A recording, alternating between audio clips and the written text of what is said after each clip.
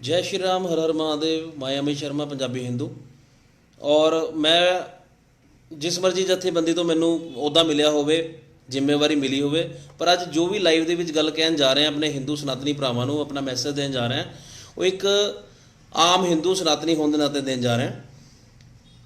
ਕਾਫੀ time ਤੋਂ ਮੈਂ ਦੇਖ ਰਿਹਾ ਕਿ ਵੀ ਪੰਜਾਬ ਦੇ ਹਾਲਾਤ ਬਦ ਤੋਂ ਬੱਤਰ ਹੁੰਦੇ ਜਾ ਰਹੇ हैं। ਹਿੰਦੂਆਂ ਨੂੰ ਕਿਤੇ ਨਾ ਕਿਤੇ ਉਹਨਾਂ ਦੀ ਧਾਰਮਿਕ ਭਾਵਨਾ ਨੂੰ ਠੇਸ ਪਹੁੰਚਾਈ ਜਾ ਰਹੀ ਹੈ, ਚਾਹੇ ਉਹ ਕਿਸੇ ਵੀ ਤਰ੍ਹਾਂ ਕਿਸੇ ਵੀ ਜ਼ਰੀਏ ਨਾਲ ਪਹੁੰਚਾਈ ਜਾਵੇ।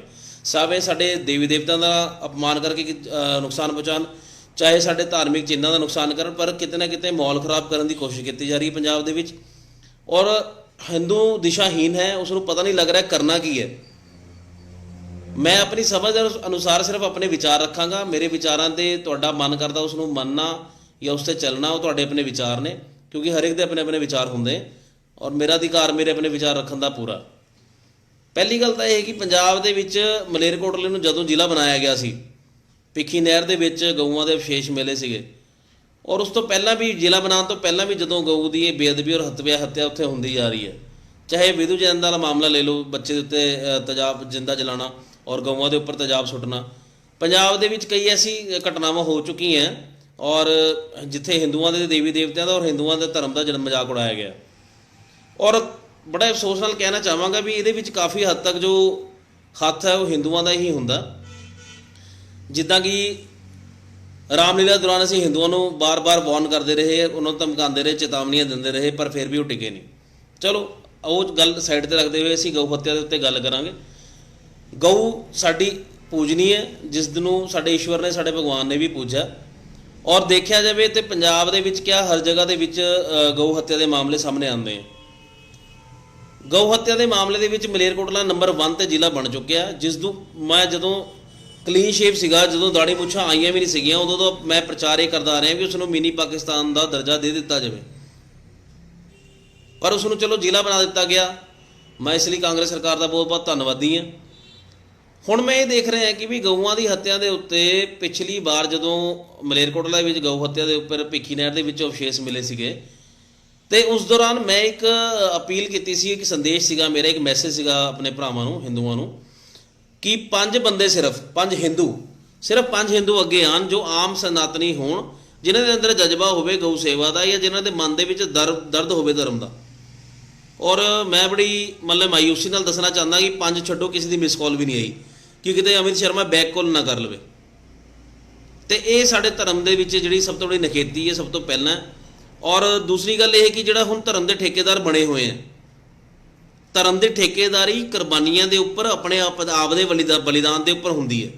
ਜਦ ਤੱਕ ਤੁਸੀਂ ਆਪਣੇ ਆਪ ਦਾ ਬਲੀਦਾਨ ਦਿੰਦੇ ਨਹੀਂ ਹੋ, ਜਦ ਤੱਕ ਤੁਸੀਂ ਤਿਆਰ ਨਹੀਂ ਹੋ ਆਪਣੇ ਆਪ ਨੂੰ ਗਵਾਉਣ ਵਾਸਤੇ, ਤਦ ਤੱਕ ਤੁਸੀਂ ਕਿਸੇ ਧਰਮ ਦੇ ਠੇਕੇਦਾਰ ਹੋ ਨਹੀਂ ਸਕਦੇ।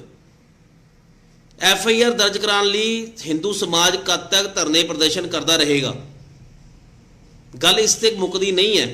ਧਰਨਾ ਪ੍ਰਦਰਸ਼ਨ ਤੋਂ ਬਾਅਦ FIR ਦਰਜ ਹੁੰਦੀ ਹੈ। FIR ਦਰਜ ਹੋਣ ਤੋਂ ਬਾਅਦ ਉਸ ਦੀ ਗ੍ਰਿਫਤਾਰੀ ਦੀ ਮੰਗ ਹੁੰਦੀ ਹੈ। ਕਦ ਤੱਕ ਸਾਡੇ ਜਿਹੜੇ ਲੈਟਰ ਹੈਡ ਹੋਣਗੇ, ਜਿਹੜੇ ਸਾਡੇ ਮੰਗ ਪੱਤਰ ਹੋਣਗੇ, ਉਹ ਮੰਗਾਂ ਦੇ ਹੀ ਹੋਣਗੇ। ਹੁਣ ਪੰਜਾਬ ਦੇ ਵਿੱਚ ਇੱਕ ਆਵਾਜ਼ ਚੱਕੀ ਜਾ ਰਹੀ ਹੈ ਕਿ ਹਿੰਦੂ ਮੁੱਖ ਮੰਤਰੀ ਹੋ, ਹਿੰਦੂ ਚਿਹਰਾ ਬਣਾਓ। ਸਾਡੇ ਸਨਾਤਨ ਦੇ ਭਰਾਵਾਂ ਨੇ ਆਵਾਜ਼ ਚੱਕੀ। ਮੈਂ ਇਹ ਕਹਿਣਾ ਚਾਹੁੰਦਾ ਕਿ ਚਾਹੇ ਹਿੰਦੂ ਮੁੱਖ ਮੰਤਰੀ ਹੋਵੇ, ਚਾਹੇ ਕਿਸੇ ਵੀ ਕਮਿਊਨਿਟੀ ਦਾ ਮੁੱਖ ਮੰਤਰੀ ਹੋਵੇ, ਉਸ ਨੂੰ ਹਰ ਸਮਾਜ ਦੇ ਅਧਿਕਾਰਾਂ ਦੀ ਰਾਖੀ ਕਰਨੀ ਆਉਣੀ ਚਾਹੀਦੀ ਹੈ। ਇੱਥੇ ਮੈਂ ਚੰਨੀ ਸਾਹਿਬ ਨੂੰ ਸਿੱਧੇ ਤੌਰ 'ਤੇ ਕਹਿਣਾ ਚਾਹੁੰਦਾ ਵੀ ਜਦੋਂ ਗਊ ਹੱਤਿਆ ਦੇ ਇੰਨੇ ਸੰਵੇਦਨਸ਼ੀਲ ਮਾਮਲੇ ਪੰਜਾਬ ਦੇ ਵਿੱਚ ਆ ਰਹੇ ਹਨ, ਇਸ ਦੌਰਾਨ ਦੇ ਵਿੱਚ ਆਪ ਜੀ ਵੱਲੋਂ ਮੋਗਾ ਦੇ ਵਿੱਚ ਕ੍ਰਿਸਚਨ ਕਮਿਊਨਿਟੀ ਦਾ ਇੱਕ ਬਹੁਤ ਬੜਾ ਸਮਾਗਮ ਹੁੰਦਾ ਹੈ, ਅਤੇ ਉੱਥੇ ਮਸ਼ੱਗਤ ਕਰਨ ਦੇ ਵਾਸਤੇ ਚੀਫ ਗੈਸਟ ਦੇ ਲਈ ਉਹ ਇੱਕ ਪੋਸਟਰ ਰਿਲੀਜ਼ ਕਰਦੇ ਹੈ। ਮੈਂ ਨਹੀਂ ਜਾਣਦਾ ਉਹਦੇ ਵਿੱਚ ਕਿੰਨੀ ਸੱਚਾਈ ਹੈ, ਕਿੰਨੀ ਸੱਚਾਈ ਨਹੀਂ ਹੈ, ਪਰ ਅਗਰ ਐਸਾ ਹੈ ਤਾਂ ਆਉਣ ਵਾਲੇ ਟਾਈਮ ਦੇ ਵਿੱਚ ਵੋਟਾਂ ਦੇ ਨੇੜੇ ਆ ਕੇ ਕਿਤੇ ਨਾ ਕਿਤੇ ਜਿਹੜਾ ਸੋਇਆ ਹੋਇਆ ਹਿੰਦੂ, ਉਸ ਨੂੰ ਜਾ ਕੇ ਆਪਣੀ ਵੋਟ ਦੀ ਤਾਕਤ ਪਹਿਚਾਨਣੀ ਪਏਗੀ। ਔਰ ਜੋ ਧਰਮ ਵਿਰੋਧੀ ਨੇ, ਜੋ ਸਾਡੇ ਧਰਮ ਦਾ ਮਜ਼ਾਕ ਬਣਾਉਂਦੇ ਨੇ, ਉਹਨੂੰ ਦੱਸਣਾ ਪਏਗਾ ਵੀ ਹਾਂ ਧਰਮ ਦੀ ਤਾਕਤ ਕੀ ਹੈ। ਅਸੀਂ ਹਿੰਦੂਆਂ ਨੂੰ ਜੋੜਨ ਦੇ ਲਈ, ਉਹਨਾਂ ਨੂੰ ਇੱਕ ਕਰਨ ਦੇ ਲਈ ਮੁਹਿੰਮ ਚਲਾਈ, ਸ਼ਸਤਰ ਔਰ ਸ਼ਾਸਤਰ ਲਈ ਜੋੜਨ ਦੇ ਲਈ ਮੁਹਿੰਮ ਚਲਾਈ, ਔਰ ਕਿਤੇ ਨਾ ਕਿਤੇ ਹਿੰਦੂ ਜਾਗਰਿਤ ਹੋਇਆ ਵੀ ਹੈ। ਮੈਂ ਅੱਜ ਗਊ ਸੇਵਕਾਂ ਦੀ ਅੱਖਾਂ ਦੇ ਵਿੱਚ ਹੰਝੂ ਦੇਖੇ ਹੈ। ਲੁਧਿਆਣੇ ਗਊ ਹੱਤਿਆ ਕਾਂਡ ਦੇ ਵਿੱਚ ਉੱਥੇ ਇੱਕ ਬੋਬੀ ਗਊ ਸੇਵਕ ਹੈਗੇ ਹੈ। ਮੈਂ ਉੱਥੇ ਬਿਲਖਦੇ ਦੇਖੇ, ਉਹਨਾਂ ਦੇ ਚਿਹਰੇ ਤੋਂ ਪਤਾ, ਉਹ ਭਾਵ ਤੋਂ ਪਤਾ ਲੱਗਦਾ ਸੀਗਾ ਕਿ ਵੀ ਉਹ ਇੱਕ ਦੁੱਖ ਦੇ ਵਿੱਚ ਹੈ। ਪਰ ਕਿਤੇ ਨਾ ਕਿਤੇ ਮੈਨੂੰ ਅਫਸੋਸ ਇਸ ਗੱਲ ਦਾ ਵੀ ਹੁੰਦਾ ਹੈ ਵੀ ਕੁਝ ਲੋਕਾਂ ਨੂੰ ਮੁੱਦਾ ਮਿਲ ਗਿਆ 4 ਦਿਨ ਅਖਬਾਰਾਂ ਦੇ ਵਿੱਚ ਚਮਕਣ ਦਾ। ਧਰਮ ਨੂੰ ਮੁੱਦਾ ਬਣਾ ਕੇ ਉਸ 'ਤੇ ਰਾਜਨੀਤੀ ਕਰਨ ਦੀ ਬਜਾਏ ਇਸ ਦਾ ਕਿਸ ਤਰੀਕੇ ਨਾਲ ਉਪਾਅ ਨਿਕਲੇਗਾ, ਕਿਸ ਤਰੀਕੇ ਨਾਲ ਇਹਦਾ ਰਸਤਾ ਕੱਢਿਆ ਜਾਵੇਗਾ, ਇਹ ਚੀਜ਼ ਬਹੁਤ ਜ਼ਰੂਰੀ ਹੈ। ਅਤੇ ਮੈਂ ਆਪਣੇ ਸਨਾਤਨ ਦੇ ਭਰਾਵਾਂ ਨੂੰ ਅਪੀਲ ਕਰਨਾ ਚਾਹੁੰਦਾ ਕਿ ਮੁੱਦਿਆਂ ਨੂੰ ਛੱਡ ਕੇ, ਆਪਸੀ ਮਤਭੇਦਾਂ ਨੂੰ ਛੱਡ ਕੇ, ਜਿਹੜਾ ਹਿੰਦੂ ਸਿੱਖ ਦਾ ਮੁੱਦਾ ਬਣਾ ਕੇ ਅਸੀਂ ਅੱਗੇ ਆ ਜਾਂਦੇ ਹਾਂ ਜਾਂ ਅਸੀਂ ਕਿਸੇ ਧਰਮ ਦਾ ਮੁੱਦਾ ਬਣਾ ਕੇ ਅੱਗੇ ਆ ਜਾਂਦੇ ਹਾਂ, ਉਸ ਨੂੰ ਸਾਈਡ 'ਤੇ ਰੱਖੋ। ਗਊ ਹੱਤਿਆ ਦੇ ਵਿੱਚ ਕੀ ਕਰ ਸਕਦੇ ਹੋ ਤੁਸੀਂ ਰੋਕ ਕਰਨ ਵਾਸਤੇ? ਹੁਣ ਜਿੰਨੇ ਬੜੇ ਬੜੇ ਬੁੱਚੜਖਾਨੇ ਹੈ ਉਹਨਾਂ ਦੇ ਉੱਤੇ ਦੇਖਿਆ ਜਾਵੇ ਤਾਂ ਰੋਕ ਲਗਾਉਣ ਦੀ ਜਿੱਥੇ ਜਿੱਥੇ ਹਿੰਦੂ ਲੀਡਰਾਂ ਨੂੰ ਜ਼ਰੂਰਤ ਪਈ ਹੈ ਉੱਥੇ ਵਿਰੋਧ ਕਰਨ ਤੋਂ ਬਾਅਦ ਉਹ ਪਿੱਛੇ ਵੀ ਉਸੇ ਸਟੈਪ ਨਾਲ ਹੋ ਗਏ। ਅਤੇ ਜਦੋਂ ਅਸੀਂ ਗਊ ਦੇ ਲਈ ਗਊ ਇੱਕ ਐਸਾ ਸਾਡਾ ਪੂਜਨੀय ਹੈ, ਗਊ ਮਾਤਾ ਹੈਗੀ ਹੈ ਜਿਸ ਨੇ ਕੀ ਦਿੱਤਾ ਹੀ ਹੈ, ਸਭ ਕੁਛ ਲਾਈਫ ਦੇ ਵਿੱਚ ਉਸ ਤੋਂ ਲੋਕਾਂ ਨੇ ਲਿੱਤਾ ਹੀ ਹੈ। ਅਤੇ ਉਹ ਦੁੱਧ ਵੀ ਦਿੰਦੀ ਹੈ, ਉਹ ਹਰ ਇੱਕ ਅਸੀਸਾਂ ਵੀ ਦਿੰਦੀ ਹੈ। ਸਾਡੇ ਦੇਵੀ ਦੇਵਤੇ ਨੇ ਪੂਜਾ ਕੀਤੀ ਉਹਨਾਂ ਦੀ ਅਤੇ ਉਹਨਾਂ ਨੂੰ ਵੀ ਬਹੁਤ ਕੁਝ ਦਿੱਤਾ। ਅਤੇ ਅਸੀਂ ਉਹਨਾਂ ਦੇ ਲਈ ਸ਼ੈਲਟਰ ਮੰਗਦੇ ਹਾਂ, ਅਸੀਂ ਉਹਨਾਂ ਲਈ ਉਹ ਚੀਜ਼ਾਂ ਮੰਗਦੇ ਹਾਂ। ਉਹ ਗੱਲ ਆਪਣੀ ਠੀਕ ਹੈ ਕਿਉਂਕਿ ਅਸੀਂ ਅਧਿਕਾਰ ਆਪਣੀ ਨੇਕ ਕਮਾਈ ਦੇ ਵਿੱਚੋਂ ਗਊਸੈਂਸ ਦਿੰਦੇ ਹਾਂ। ਔਰ ਕਿਤੇ ਨਾ ਕਿਤੇ ਸਰਕਾਰ ਦਾ ਫਰਜ਼ ਬਣਦਾ ਹੈ ਵੀ ਬਹੁਤ ਬੜੇ ਗਊਸ਼ਾਲਾ ਅਤੇ ਨੰਦੀਸ਼ਾਲਾ ਵੱਧ ਤੋਂ ਵੱਧ ਖੋਲ੍ਹਣ। ਮੌਕੇ ਦੀ ਸਰਕਾਰਾਂ ਨੇ ਕਈ ਵਾਰ ਵਾਅਦੇ ਕੀਤੇ ਔਰ ਉਹ ਵਾਅਦੇ ਬਿਲਕੁਲ ਵਿਫਲ ਹੋਏ ਹੈ, ਫੇਲ ਹੋਏ ਹੈ ਵਾਅਦੇ। ਅਤੇ ਉਹਨਾਂ ਵਾਅਦਿਆਂ 'ਤੇ ਕਿਤੇ ਨਾ ਕਿਤੇ ਉਤਰਨਾ ਚਾਹੀਦਾ ਮੌਜੂਦਾ ਸਰਕਾਰ ਨੂੰ। ਮੈਂ ਗੱਲ ਕਰੂੰਗਾ ਇੱਥੇ ਹਰਿਆਣਾ ਸਰਕਾਰ ਦੀ। ਹਰਿਆਣਾ ਸਰਕਾਰ ਖੱਟਰ ਸਰਕਾਰ ਗਊ ਸੇਵਕ ਸਰਕਾਰ ਲੱਗਦੀ ਹੈ। ਉਹਨਾਂ ਨੇ ਗਊ ਰਕਸ਼ਾ ਟਾਸਕ ਫੋਰਸ ਬਣਾ ਰੱਖੀ ਹੈ ਔਰ ਕਿਤੇ ਨਾ ਕਿਤੇ ਉਹ ਟਾਸਕ ਫੋਰਸ ਦਾ ਕਾਬਲੇ ਤਾਰੀਫ ਕੰਮ ਹੈ ਔਰ ਗਊ ਹੱਤਿਆ ਨੂੰ ਰੋਕਣ ਦੇ ਵਿੱਚ ਬਹੁਤ ਬੜਾ ਉਹ ਇੱਕ ਆਪਣਾ ਰੋਲ ਪਲੇ ਕਰਦੇ ਹੈ। ਉਸੇ ਤਰੀਕੇ ਨਾਲ ਪੰਜਾਬ ਸਰਕਾਰ ਤੋਂ ਸਾਨੂੰ ਇਸ ਚੀਜ਼ ਦੀ ਮੰਗ ਹੋਣੀ ਚਾਹੀਦੀ ਹੈ, ਅਪੀਲ ਹੋਣੀ ਚਾਹੀਦੀ ਹੈ ਵੀ ਜੇ ਹਿੰਦੂਆਂ ਦੇ ਧਾਰਮਿਕ ਭਾਵਨਾ ਨੂੰ ਤੁਸੀਂ ਸਮਝਣਾ ਹੈ ਅਤੇ ਤੁਹਾਨੂੰ ਗਊ ਰਕਸ਼ਾ ਟਾਸਕ ਫੋਰਸ ਪੰਜਾਬ ਦੇ ਵਿੱਚ ਚਲਾਉਣੀ ਪਏਗੀ, ਜਿਹਦੇ ਵਿੱਚ ਤੁਸੀਂ ਆਪਣੇ ਪ੍ਰਸ਼ਾਸਨ ਦੇ ਅਧਿਕਾਰੀ ਔਰ ਗਊ ਸੇਵਕਾਂ ਨੂੰ ਵਿੱਚ ਨਾਲ ਉਹਨਾਂ ਦੀ ਮਦਦ ਲੈ ਸਕਦੇ ਹੋ। ਔਰ ਜੋ ਵੀ ਦਿਲੋਂ ਮਨ ਨਾਲ ਆਪਣੀ ਸੱਚੀ ਭਾਵਨਾ ਦੇ ਨਾਲ ਇਸ ਟਾਸਕ ਫੋਰਸ ਦੇ ਵਿੱਚ ਕੰਮ ਕਰਨਾ ਚਾਹੁੰਦਾ ਉਸ ਨੂੰ ਤੁਸੀਂ ਅਪੁਆਇੰਟ ਕਰ ਸਕਦੇ ਹੋ ਤਾਂ ਕਿ ਗਊ ਹੱਤਿਆ ਰੁਕੇ। ਦੂਸਰੀ ਗੱਲ ਮੈਂ ਇਹ ਕਹਿਣਾ ਚਾਹਾਂਗਾ ਕਿ ਜਿੰਨੇ ਹੱਡਾ ਰੋੜੀ ਵਾਲੇ ਹੈ ਇਹਨਾਂ ਦੀ ਪੁਲਿਸ ਵੈਰੀਫਿਕੇਸ਼ਨ ਹੋਣੀ ਚਾਹੀਦੀ ਹੈ। ਇਹਨਾਂ ਨੂੰ ਜਿਹੜਾ ਠੇਕਾ ਦੇ ਦਿੱਤਾ ਜਾਂਦਾ ਅਤੇ ਇਹਨਾਂ ਦੇ ਉੱਤੇ ਗਊ ਹੱਤਿਆ ਦੇ ਕਈ ਮਾਮਲੇ ਦਰਜ ਹੈ ਕਿਉਂਕਿ ਇਹ ਮੇਰੇ ਕੋਲ ਇਹਨਾਂ ਦੇ ਪ੍ਰੂਫ ਵੀ ਪਏ ਹੈ।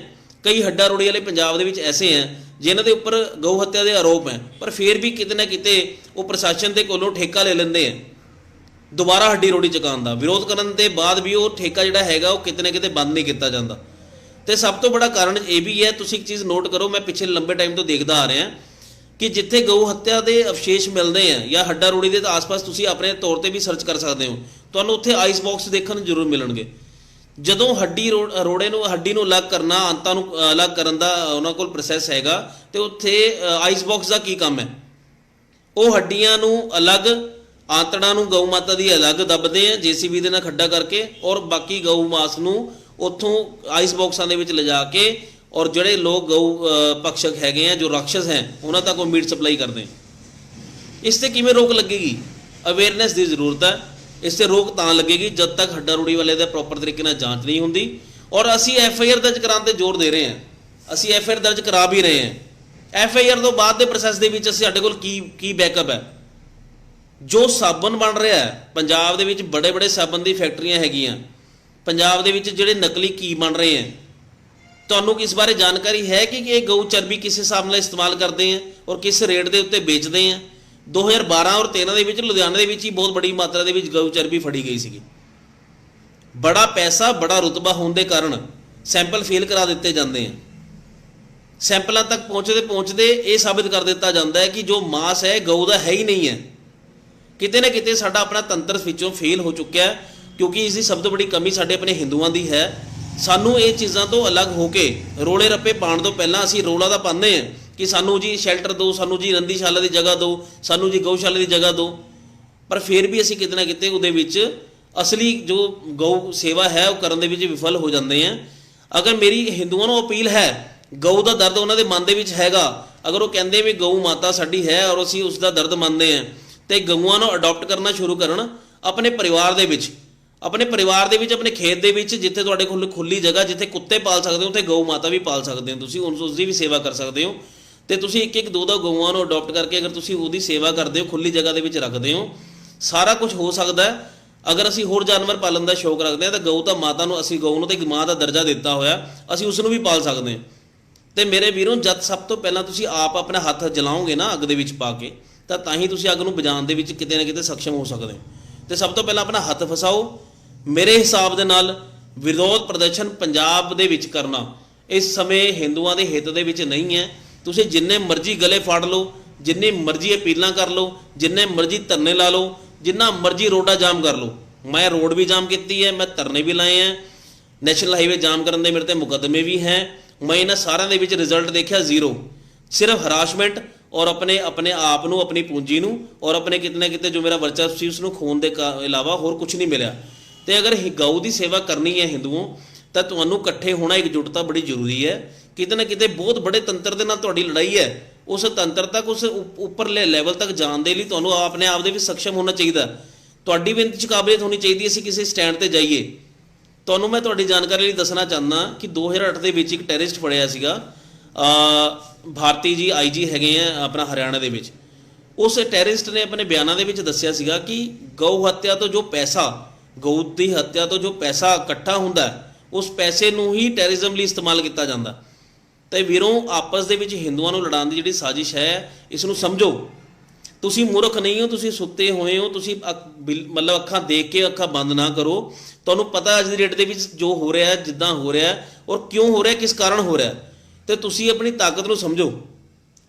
ਤੁਹਾਡੀ ਤਾਕਤ ਤੁਹਾਡੀ ਏਕਤਾ ਹੈ। ਚਾਹੇ ਬਚਪਨ ਦੀ ਕਹਾਣੀ ਤੇ ਤੁਸੀਂ ਉਸ ਨੂੰ ਫੋਲੋ ਕਰੋ ਕਿ ਹਾਂ ਵੀ ਅਸੀਂ ਏਕਤਾ ਮੇਂ ਬਲ ਹੈ, ਇੱਕ ਲੱਕੜੀ ਸੇ ਅਨੇਕ ਲੱਕੜੀਆਂ, ਚਾਹੇ ਉਸ ਕਹਾਣੀ ਨੂੰ ਦੁਬਾਰਾ ਪੜ੍ਹੋ। ਪਰ ਇਸ ਚੀਜ਼ ਤੇ ਤੁਹਾਨੂੰ ਆਉਣਾ ਪਏਗਾ ਅੱਜ ਨਹੀਂ ਜਾਂ ਕੱਲ੍ਹ, ਕਿ ਹਿੰਦੂਆਂ ਨੂੰ ਇਕਜੁੱਟ ਹੋਣਾ ਹੀ ਪਏਗਾ ਕਿਸੇ ਵੀ ਸਤਰ ਦੇ ਉੱਤੇ। ਅਗਰ ਤੁਸੀਂ ਇਕੱਲੇ ਆਪਣੀ ਸਿਕਿਉਰਟੀਆਂ ਦੇ ਲਈ, ਆਪਣੀ ਸੁਰੱਖਿਆ ਦੇ ਲਈ ਔਰ ਆਪਣੇ ਆਪ ਨੂੰ ਚਮਕਾਉਣ ਦੇ ਲਈ ਅਗਰ ਤੁਸੀਂ ਸਿਰਫ ਇਸ ਮਨਸ਼ਾ ਨਾਲ ਰਾਜਨੀਤੀ ਕਰੋਗੇ, ਤਾਂ ਇਸ ਦੇ ਵਿੱਚ ਤੁਹਾਨੂੰ ਕਿਤੇ ਨਾ ਕਿਤੇ ਹਮੇਸ਼ਾ ਵਿਫਲਤਾ ਮਿਲੇਗੀ ਔਰ ਹਿੰਦੂਆਂ ਦਾ ਸਾਥ ਕਦੇ ਨਹੀਂ ਮਿਲੇਗਾ। ਮੈਂ 2018 ਤੋਂ ਬਾਅਦ ਆਪਣੀ ਨਿੱਜੀ ਸੁਰੱਖਿਆ ਦੀ ਜਿਹੜੀ ਮੇਰੇ ਕੋਲ ਸੁਰੱਖਿਆ ਸੀਗੀ, ਉਹ ਮੇਰੀ ਵਿਡਰੋ ਹੋ ਚੁੱਕੀ ਹੈ। ਮੈਂ ਇੱਕ ਸਿੰਗਲ ਐਪਲੀਕੇਸ਼ਨ ਨਹੀਂ ਦਿੱਤੀ। ਉਹਦਾ ਕਾਰਨ ਇਹ ਹੈ ਕਿ ਮੇਰੀ ਸੁਰੱਖਿਆ ਦੇ ਵਿੱਚ ਜਦ ਤੱਕ ਗਨਮੈਨ ਸੀਗੇ, ਸੁਰੱਖਿਆ ਸੀਗੀ, ਤਦ ਤੱਕ ਮੈਂ ਆਮ ਹਿੰਦੂਆਂ ਦੇ ਨਾਲ ਕਮਿਊਨੀਕੇਸ਼ਨ ਨਹੀਂ ਕਰ ਪਾਉਂਦਾ ਸੀਗਾ। ਮੇਰਾ ਮੈਸੇਜ ਮੇਰੇ ਹਿੰਦੂਆਂ ਨੂੰ ਇਹੀ ਹੈ, ਮੇਰੇ ਭਰਾਵਾਂ ਨੂੰ ਇਹੀ ਹੈ ਕਿ ਤੁਸੀਂ ਇਕੱਠੇ ਹੋਵੋਗੇ, ਆਪਣੀ ਈਗੋ ਪਾਵਰ, ਜਿਹੜੀ ਤੁਹਾਡੇ ਅੰਦਰ ਈਗੋ ਹੈ, ਤੁਹਾਡੇ ਅੰਦਰ ਸਵਿਮਾਨ ਇੱਕ ਦੂਸਰੇ ਨੂੰ ਦੇਖ ਕੇ ਆ ਜਾਂਦਾ ਹੈ, ਉਸ ਨੂੰ ਸਾਈਡ ਰੱਖ ਕੇ ਇੱਕ ਹੋਵੋਗੇ। ਨਾ ਸਾਡਾ ਸਿੱਖ ਵੈਰੀ ਹੈ, ਨਾ ਸਾਡਾ ਮੁਸਲਿਮ ਵੈਰੀ ਹੈ, ਨਾ ਸਾਡਾ ਵੈਰੀ ਹੈ ਅਦਰ ਕਮਿਊਨਿਟੀ ਕ੍ਰਿਸਚਨ। ਸਭ ਤੋਂ ਪਹਿਲਾਂ ਸਾਡੇ ਵੈਰੀ ਅਸੀਂ ਆਪ ਹੈ। ਸਾਨੂੰ ਆਪਣੇ ਆਪ ਨੂੰ ਸਮਝਾਉਣਾ ਪੈਣਾ ਔਰ ਅਸੀਂ ਆਪਣੇ ਆਪ ਨੂੰ ਧਰਮ ਦੇ ਠੇਕੇਦਾਰ ਤਾਂ ਦੱਸਾਂਗੇ ਜਦ ਅਸੀਂ ਧਰਮ ਦੇ ਲਈ ਕੁਰਬਾਨੀ ਦੇਵਾਂਗੇ। ਕੁਝ ਲੋਕ ਕਹਿੰਦੇ SCBC ਦੀ ਤਰਜ਼ ਦੇ ਉੱਤੇ ਮੰਦਰ ਐਕਟ ਬਣਾਇਆ ਜਾਵੇ। ਮੈਂ ਉਹਨਾਂ ਲੋਕਾਂ ਨੂੰ ਵੀ ਇਹ ਗੱਲ ਸਮਝਾਈ ਸੀ ਕਿ ਮੰਦਰ ਐਕਟ ਦਾ ਮਾਮਲਾ ਆਰਟੀਕਲ 30 ਦੇ ਵਿਰੁੱਧ ਹੈਗਾ। ਅਸੀਂ ਉਸ ਚੀਜ਼ ਦੇ ਲਈ ਲੜਾਈ ਲੜਾਂਗੇ ਔਰ ਮੰਦਰ ਜਿਹੜੇ ਮੁਕਤ ਕਰਾਉਣ ਦੀ, ਖਜ਼ਾਨੇ ਤੋਂ ਆਪਣੇ ਸਰਕਾਰਾਂ ਦੇ ਹੱਥ ਚੁਕਾਉਣ ਦੀ ਗੱਲ ਹੈ, ਉਹ ਇਕੱਲੇ ਪੰਜਾਬ ਦੀ ਨਹੀਂ ਹੈ। ਕਿਉਂਕਿ 1966 ਤੋਂ ਬਾਅਦ ਪੰਜਾਬ, ਹਿਮਾਚਲ, ਹਰਿਆਣਾ ਅਲੱਗ ਹੋ ਚੁੱਕਿਆ। ਸਾਡੇ ਜਿੰਨੇ ਮੋਸਟਲੀ ਮੰਦਰ ਹੈਗੇ ਹਿਮਾਚਲ ਜਾ ਚੁੱਕੇ ਹੈ। ਤੇ ਇਹ ਪੂਰੇ ਦੇਸ਼ ਦੀ ਲੜਾਈ ਹੈ, ਪੂਰੇ ਦੇਸ਼ ਦੇ ਮੰਦਰਾਂ ਦੀ ਲੜਾਈ ਹੈ। ਹਿੰਦੂਓ, ਮੇਰਾ ਇੱਕ ਵਾਰ ਤੁਹਾਨੂੰ ਸਿਰਫ ਇੱਕ ਮੈਸੇਜ ਸਮਝੋ, ਮੇਰਾ ਮੈਸੇਜ ਸਾਰੀ ਗੱਲ ਦੇ ਵਿੱਚੋਂ, ਕਿ ਤਾਕਤ ਔਰ ਜ਼ੋਰ ਸਹੀ ਜਗ੍ਹਾ ਤੇ ਲਗਾਉਣਾ ਹੈ। ਕਿ ਤੁਸੀਂ ਦੀਵਾਰ ਨੂੰ ਧਕੇਲੋਗੇ ਤਾਂ ਦੀਵਾਰ ਨੇ ਨਹੀਂ ਖਿਸਕਣਾ। ਤੇ ਇਸ ਕਰਕੇ ਸਭ ਤੋਂ ਪਹਿਲਾਂ ਆਪਣੇ ਆਪ ਨੂੰ ਬਦਲੋ। ਜਦ ਤੱਕ ਤੁਸੀਂ ਇੱਕ ਲੈਵਲ ਤੇ ਜਾਣ ਦੀ ਗੱਲ ਕਰੋਗੇ, ਜਦ ਤੁਸੀਂ ਇੱਕ ਪ੍ਰਸ਼ਾਸਨਿਕ ਤੌਰ ਤੇ ਵਿੱਚ 65 ਤੇ ਰੱਖੋਗੇ ਗੱਲ ਕਰੋਗੇ, ਤਾਂ ਤੁਹਾਡੇ ਕੋਲ ਫੈਸਲੇ ਲੈਣ ਦਾ ਅਧਿਕਾਰ ਹੋਏਗਾ ਔਰ ਫੈਸਲੇ ਲੈਣ ਦੇ ਅਧਿਕਾਰ ਦੇ ਲਈ ਤੁਹਾਨੂੰ ਕਿਤੇ ਨਾ ਕਿਤੇ ਉੱਚ ਸਤਰ ਤੇ ਜਾਣਾ ਪਏਗਾ। ਮੇਰੀ ਕੋਸ਼ਿਸ਼ ਜਾਰੀ ਹੈ। ਮੈਂ ਆਪਣੇ ਸਾਰੇ ਹਿੰਦੂ ਭਰਾਵਾਂ ਨੂੰ ਇਹੀ ਮੈਸੇਜ ਦੇਵਾਂਗਾ, ਤੁਸੀਂ ਵੀ ਕੋਸ਼ਿਸ਼ ਇਹ ਕਰੋ ਕਿ ਅਸੀਂ ਉਸ ਸਤਰ ਤੇ ਜਾਈਏ ਕਿ ਅਸੀਂ ਫੈਸਲਾ ਲੈ ਸਕੀਏ ਕਿ ਗਊ ਹੱਤਿਆ ਦੇ ਵਿੱਚ ਰੋਕ ਕਿਵੇਂ ਲੱਗ ਸਕੇ, ਜਾਂ ਹੋਰ ਜੋ ਹਿੰਦੂਆਂ ਦੇ ਵਿੱਚ ਆਪਣਾ ਬੇਅਦਬੀਆਂ ਹੁੰਦੀਆਂ ਆ ਰਹੀਆਂ, ਜਾਂ ਜੋ ਸਾਡੇ ਧਰਮਾਂ ਦੇ ਨਾਲ ਖਿੜਵਾੜ ਕੀਤੀ ਜਾਂਦੀ ਹੈ, ਉਸ 'ਤੇ ਕਿਵੇਂ ਰੋਕ ਲਗਾਈ ਜਾ ਸਕੇ।